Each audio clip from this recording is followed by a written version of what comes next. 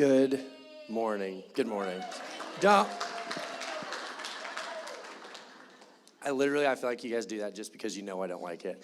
I swear. I swear. It's a weird thing. God. It's a strange thing to be here a year later. I'm looking at faces. There's a lot of faces of people that I don't know, a lot of faces of people that I do know. And I want to tell you, I felt like that a year ago, God had really stressed to us as we're sitting in this empty room and the world is shaking. And, if you'll go back, it's hard now because it's like everybody's just kind of like, okay, we're so tired of hearing about it. Like, I get it. A year ago, we weren't. A year ago, people are like, are we going to come out? Like, are we? Can you guys still hear that? Is that just me? Hello? Okay. But we made a decision a year ago. I'm just going to go, and if it gets better, it gets better. But a year ago, we made the decision of like, hey, we feel like that we're never going to get this opportunity back. Now, if you're one of those that wants to get offended by COVID is not an opportunity, chill out. I know that. I'm saying when the world changes, the church, the people that follow Christ, the people that say like Jesus is where we derive our sense of purpose and our sense of being, that group of people should go rushing to the front and say, is there something that we can do to deliver Jesus to a world that needs it? Separate from the chaos that was going on. And so for a year now, we've said yes to every opportunity. Let me be very clear. I sense that window is now closing a little bit. I'm going to scoot up just a little bit. For you guys that don't know, I am an undiagnosed ADD sufferer. And you're like, undiagnosed? Heck. I feel like that year's closing. We said yes to everything for a year. And when you look around, what you see is that what it turned out to be, that the people who led in love over the last year saw tremendous growth and tremendous depth, and the depth of relationships and the depth of purpose, and the people who allowed fear to just sort of be their driving force. This has been a rough year, and I know that there's been people who have passed away. Please hear what I'm about to say. Even if those families who had loved ones pass away, they don't need Jesus somehow less. They need this love, this driving force of, I want to lead in my life. I want my life to be led by love, not fear, even if it means death in this life. Please hear what I'm about to say. The concept of Easter, the reason that we are here, if you don't know, let me just tell you, Easter means that there was a death and a resurrection that allowed for thousands of death and resurrections over and over and over and over again. And I think what COVID exposed is sometimes we get so afraid of the death that we never get to live in the life. If for some reason this church were to lose me over the next year and I were to pass away, please know this. Don't cry for me. I've started the next one. Okay, there's my soapbox. There is one thing that still eats at me, and it eats at me a lot. It still does, is I'm not sure that we didn't miss or not missing an opportunity, because what people desperately needed in our nation all along, but now we finally see it, is deeper relationships. We have 1,000 shallow relationships clicking like buttons in each other's lives, but the reality is people that will come and check on you and go, are you okay? That's what we need. And I think that the church has actually reflected the culture more than the Spirit of God, which is like we need personal, intimate relationships, to the point that people go, well, we want our church this way. Well, we want our church that way. Let me ask you a question. How many presidents have read your Facebook posts in the last year? I'm going to say the average is 0. But your friends have. Your friends have seen you fall off the rails or go completely one direction or completely the other direction. And it's like we're missing an opportunity to dig into personal relationships with people that we will meet because we're so determined to take on the institution. Let's rip the Band-Aid off. The institution doesn't care about your Facebook. So let's just put that somewhere in the ether of like, maybe let's focus a little bit less on fixing what's going on out there and let's work on what's going on in here. I love the relationships that are forming, that are developing. Let's not miss that. Like, this is starting to sound more like a State of the Union. There's some of you guys I'm only going to see once this year. All right.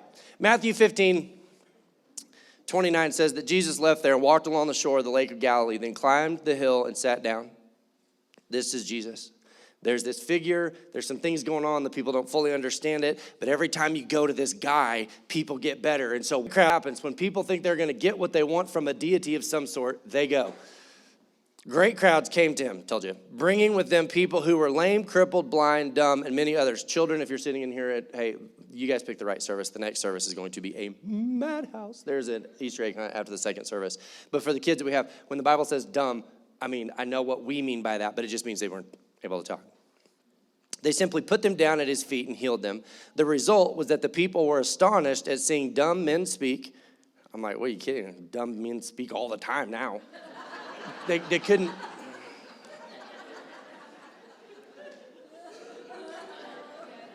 Don't. This is Easter. We got to be well behaved. First up, I'm wearing my wedding jacket. You got to pay attention here. This is the first time I've ever worn this jacket and been in a good mood. Oh, I didn't get married in this jacket. I have to do weddings wearing this jacket. For you guys that don't know, I don't do weddings anymore. Weird Easter service? I agree. Oh, well, you'll be fine. You'll be fine. So Jesus is healing these people, and this says this. And they praised the God of Israel. And you hear that, and you go, that is just great. They praised the God of Israel. Wonderful.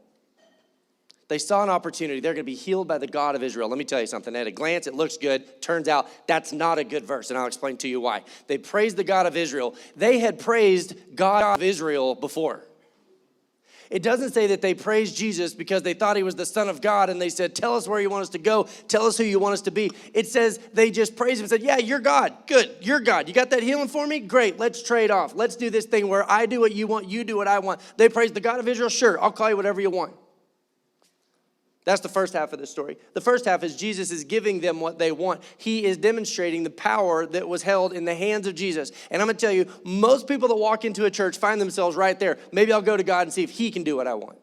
Maybe my family's falling apart. Maybe God can fix it. You know, my health isn't doing very well. Maybe he can fix it. You know, COVID, maybe he can fix it. That is where you find a majority of the people engaged in a relationship with Jesus. It's in this transactional phase of like, all right, God, sure, I'll call you God, but do you have what I'm looking for? Let me tell you the second half of this. Verse 32, but Jesus quietly called his disciples to him. Do you see what just happened? It says he's crowded, like public crowds. And then it says it turns and it goes to a more intimate setting. It says he calls his disciples, his close inner circle. It says he quietly called his disciples to him and says this, my heart goes out to this crowd. He said, they've stayed with me for 3 days now, and they have no more food. I don't want to send them home without anything, or they'll collapse on the way. The first half of this interaction with Jesus, and that's what Easter is about Jesus. This is a whole Jesus concept. If you're new to church, our faith cornered on this concept of Jesus being put into human form. Why? So that we can understand him. Because if I said God just as this nameless, faceless, shapeless thing, we wouldn't understand it. Jesus is a name, he's a face, he's a person. He gives us this God concept so that we can go home and understand it. Here's the problem. You'll go home and you understand it. My heart goes out to this crowd. First half tells us about his hands. Second half tells us about the heart that was beating inside of Jesus. This human heart that is beating inside of Jesus. This has a concern for people, has a concern for them, even though they don't even know why they're there. I think sometimes the miracles are public, but the heart of God is intimate. You know, so much to try to get to, but I'm going to, if it helps, I'm about to make everybody mad here in just a minute. You'll quit listening anyway. I think sometimes when it comes to Jesus, we walk in and we say the right name. Jesus, yeah, Jesus. Oh, yeah, right. Yeah, Jesus, yeah, Jesus, yeah. We get the position right. He's God, Jesus, right? God, yeah, oh, Jesus, God. But we completely miss the heart of Jesus. We have a name tag that says, hi, I'm God, my name is Jesus. And we got this name tag in our hands, but we put it onto the wrong person. Now, let me ask you something. If somebody put a name of someone else on my shoulder, does it change who I am? So it is desperately important, not that you know the name Jesus, not that you know the title of Jesus. It is desperately important that you know the heart of Jesus because that's who he is. I have a title because I'm very, very good at my job. One title a year. Right name, wrong Jesus. If you want to know the title of the Easter sermon in 2021, and I'm drawing attention to it because I'm very proud of myself for having a title. We usually title it like 2 weeks later. Right name, wrong Jesus. I think sometimes we get the right name, but we put it on the wrong Jesus. God of Israel, sure. It's Easter, I don't want to waste of Jesus' opportunity. Let me tell you something. I said I was going to make you mad. Here we go.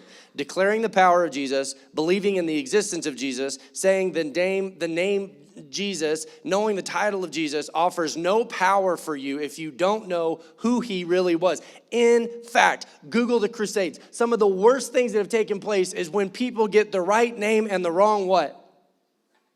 The wrong Jesus. Don't worry, Jesus, we'll go to war for you. And Jesus is like, you're not going to war for me. Here we go. Ready? I'm going to rip the Band-Aid off. You are not and cannot be a Christian. It's 2021. I know you're not supposed to tell anybody any absolute truth. Absolute doesn't exist. It's all relative now. Remember Ricky Bobby was like, well, I like to think of my Jesus with a Leonard Skinner t-shirt because I like to party. And it's like, we still do that. Well, my Jesus is this way. Well, my Jesus is this way. Well, I like baby Jesus. And we completely, you cannot and you are not a Christian if you have no interest in the heart of who he was. Let me tell you how that looks in your life. Yeah, Jesus, I go to church, like it's good, it's good, it's good. And nothing in your life ever changes because you have no interest in who he is. If you're like, it's really weird, I went to Shiloh and a guy in a suit coat said I wasn't gonna go to heaven. It doesn't really fit our brand, I know, but like, what would happen if I just said, yeah, Jesus, yeah, just say the name, it's for Baal. Fine, let me tell you some history. Remember, if you've read the Old Testament, Baal worshipers, and like growing up in church, you hear Baal worshipers, you're like, boo, his false gods, idols, baby sacrifice, Baal, ugh.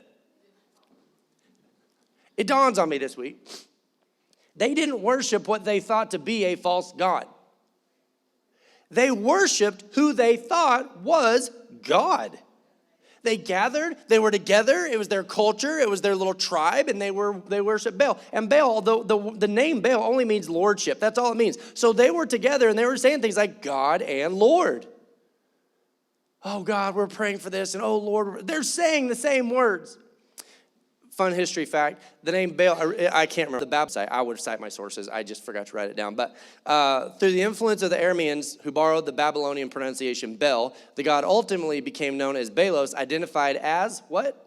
Zeus. So if it sounds like, oh, Baal, like it's Zeus. It was worshiping who they believed to be a god of, the thunder and stuff like that. They didn't say false god, they said God. And they would go to Baal and they would do sacrifices. And why would they do sacrifices, modern day Christians who are too smart to ever do something like this? We would never do something like this. Offer temporary, suffering to get what we want. They would go to Baal and they would go, okay, we need the wrong healing. 3-point sermon with a title.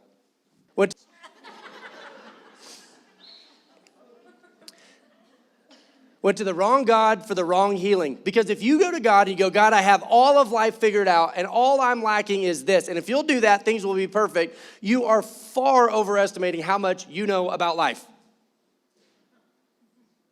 How absolutely stupid would we be to go, God, I got it. All I need is that. I think sometimes we go to God and we want the wrong healing. And they would go to Baal and they would go, we'll sacrifice, we'll cut ourselves. We'll have our kids. You can have our kids.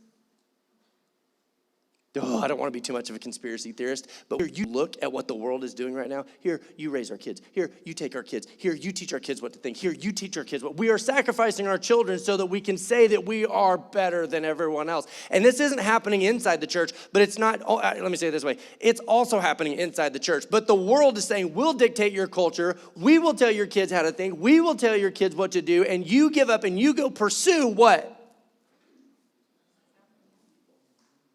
Do you see how all of a sudden we are saying the same words, but we're worshiping a different God, looking for a wrong healing? Give us what we want and we trade. That's an assumption that you even know what you need. Hey, how many of your kids, raising kids when they were little, how many of your kids even knew what they needed? Remember, can I have an airplane? You're 2. Remember, they had called something God before. So when they went to God and he's healing them, they're like, yeah, you're God. What do you want from us? And God's like, you don't even know me. Went by the exact same name. It couldn't have been further from the same identity. So the wrong healing and the Israelites wanted the wrong war. Listen, this, goodness sakes, this. How am I doing on time? I'm doing all right. I'll hurry. I should have spent less time in the beginning. They wanted the wrong war. They were under Roman oppression. They were under the control of the Democrats.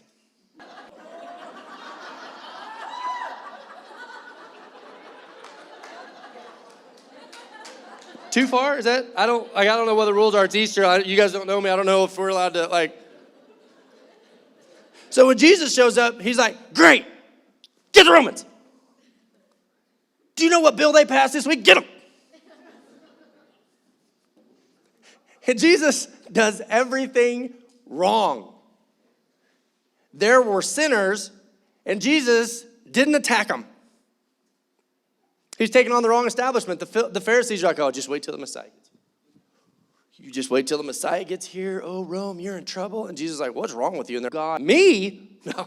I'm the establishment. I'm the church. I'm the elevated one. I know who God is. And he's like, wrong God. Right name, wrong God. Right name tag, wrong jacket. He's loving the wrong people. Here comes Jesus, and they're like, Messiah. Well, you can't be you because you love the Samaritans.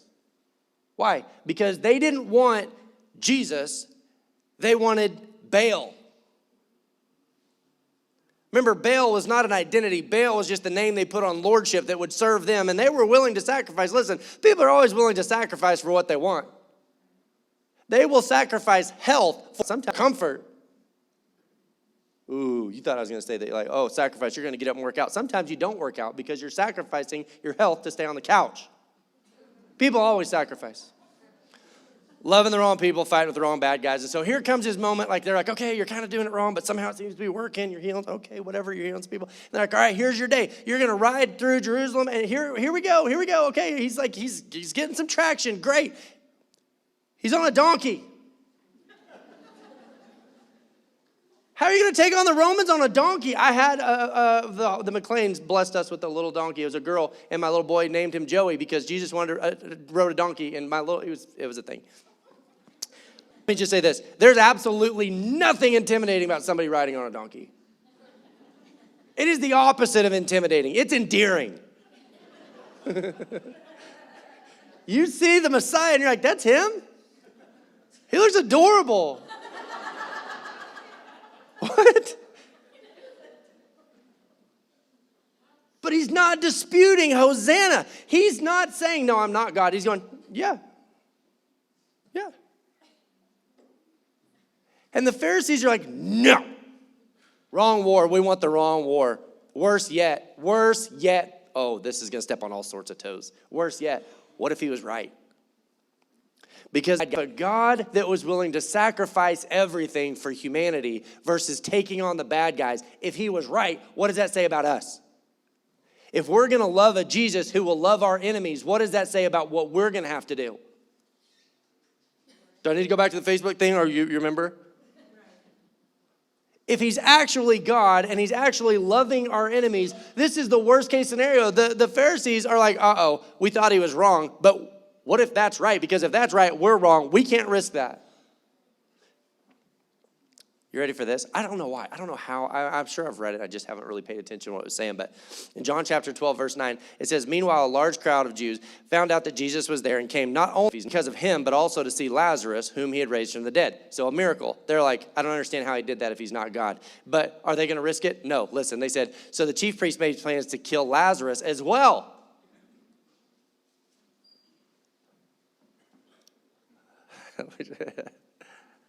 For on account of him, many of the Jews were going over to Jesus and believing in him. Did you hear what I just said? There are people who are willing to kill God to salvage their religion.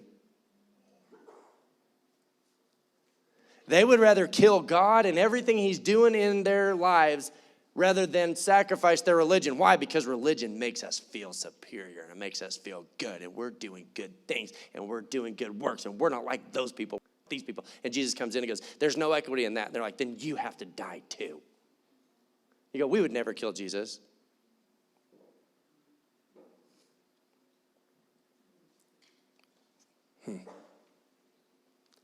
Let me tell you how we kill Jesus. Jesus comes in and he starts challenging you, and you read the word, and all of a sudden the word starts reading you, and you realize you're not aligned to the Jesus of the Bible.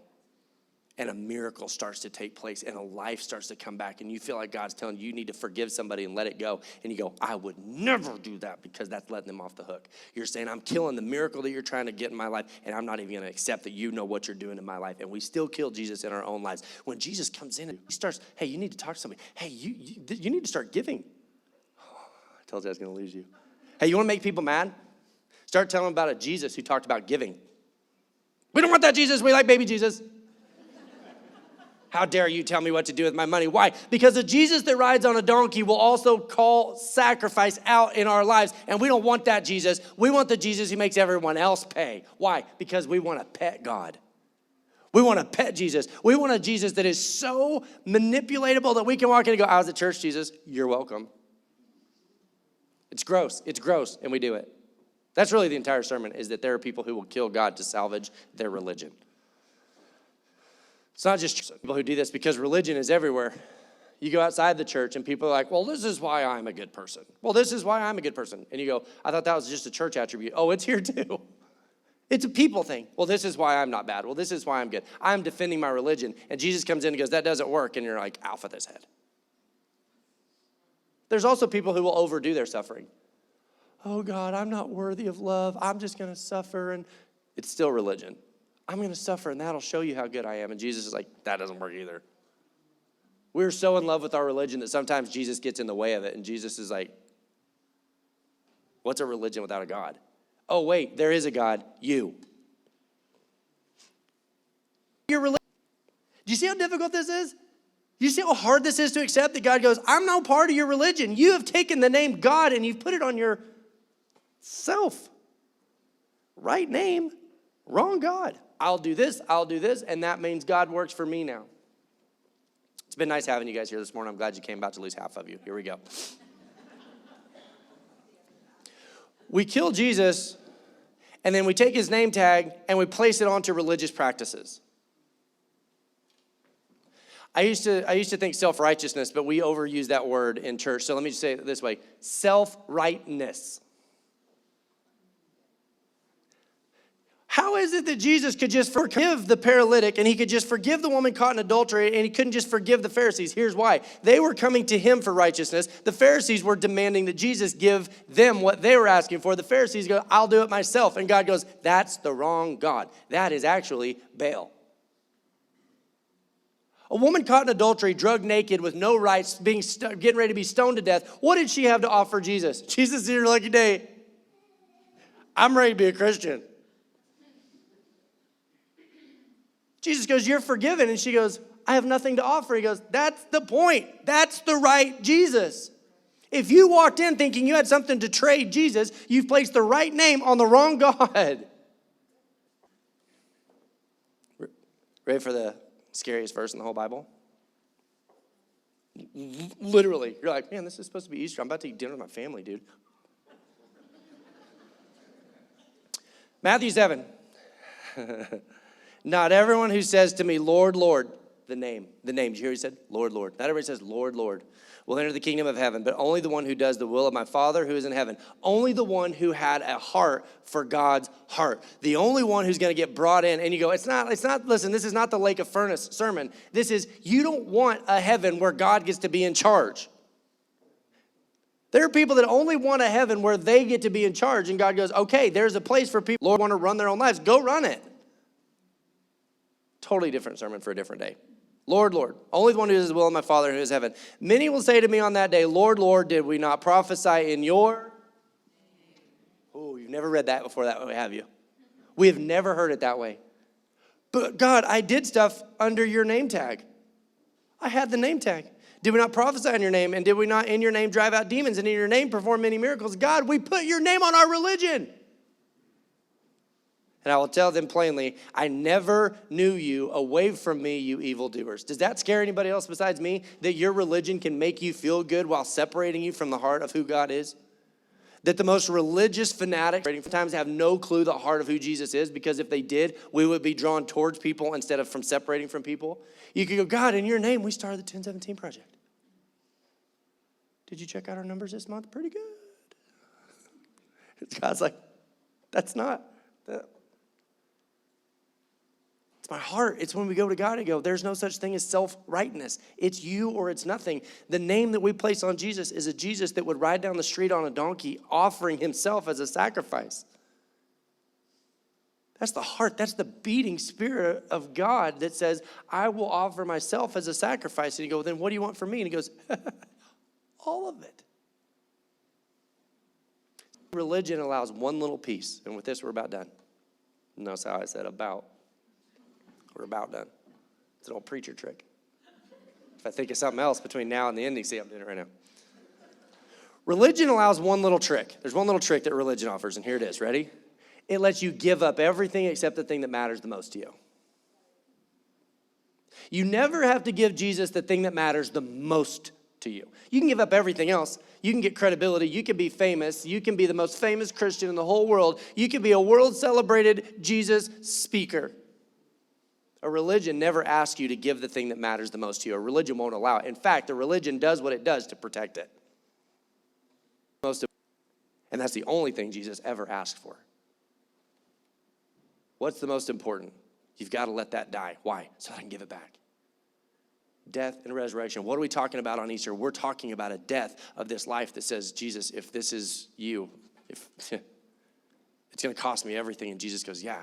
And then once it dies, it can come back to life. Only now there's freedom. You're not tied to it. It's not part of your identity. You're not chained to it. It's part of the, I could be okay if, because that is idolatry. And that is what Baal was about. Baal was about imagery and idolatry and outsourcing yourself. And Jesus goes, if you'll just die to that, if you will just die to that, I can give it all back. And there is a freedom that it no longer controls you. I've never told this story publicly. But my grandma was a saint, Velma Weaver. She's actually the one that prayed when we started over at Rimrock, the first service. She was the one that prayed. She was the one that used to say that it seems like cowboy churches are for cowboys and people who can tolerate them. Taught Sunday school. She was married to a preacher. She let my grandpa get all the credit. My grandpa, he was this showman, and he loved attention, and she just was fine with it, and she'd laugh, and she believed all of his nonsense, and like she was just a saint. And she got to the end of her life, and you got to understand that my grandpa was raised in ministry in the worst period of church in modern history, where it was legalism and it was just rules. And like when my grandpa, I promise you, when my grandpa walked into the doors of heaven, the first thing God told him was, Jasper, you're going to need to calm down a little. When you see someone not being good enough for this place, come to me about it. But my grandma, she was raised in this, and this was a preacher's wife, and women don't talk. And, Lacey told me one time, you will never speak to me the way Jasper speaks to Velma. It was a generational thing. It was just a generational thing. But she said this, at the end of her life of striving and trying to do good works and do good things, and she loved Jesus, and she loved the word, and she told my uncle, she was getting towards the end of her life, and she said, this is my grandma. She did everything right. She goes, what if I'm not good enough? What if I get there and I'm not good enough? See, there's an immeasurable standard when you put the right name on the wrong Jesus. Now, don't mistake what I'm saying. I have no doubt that Jesus welcomed my grandma with open arms. That's not the point. But he probably looked a little different than she expected.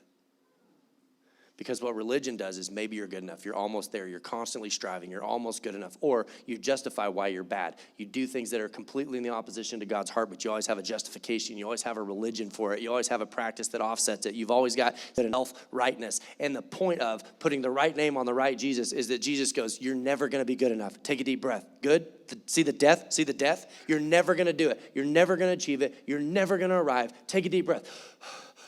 I'm exhausted. Jesus is like, yeah, I know. Wish you'd have listened to me earlier. Wonder if I'm going to be good enough to get in? No. That's what the donkey ride was about.